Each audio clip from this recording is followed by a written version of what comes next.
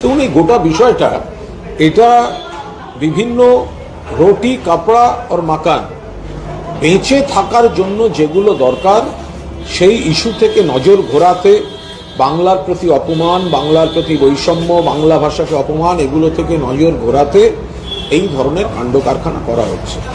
এই যে অনুপ্রবেশ বলে যেটিকে বলছেন, তো অনুপ্রবেশ যদি হয়ে থাকে তাকে আটকাতে হবে, এই হবে, ওই হবে, সেই হবে। অনুপ্রবেশটা হচ্ছে কি করে? অনুপ্রবেশ মানে কি? অন্য দেশ থেকে আমাদের দেশে ঢোকা। তো সেখানে সেই সীমা, জল, স্থল, অন্তরিক্ষ, এই সীমার দায়িত্ব তো কেন্দ্রীয় সরকারের, বিএসএফ এর, অন্যান্য এজেন্সি। তো আপনারা কেন্দ্রীয় সরকার, আপনারা অনুপ্রবেশটা ঠেকান। তার বদলে আপনারা বলছেন অনুপ্রবেশ হয়ে থাকলে ভেতরে এলে এই হবে, ওই হবে।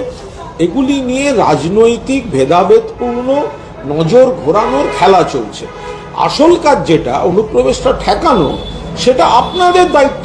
তার মানে আপনারা কোথাও ফেল করছেন, ব্যর্থ হচ্ছেন বলেই আপনাদের নজর ঘোরাতে এই কথাটা বলা হচ্ছে।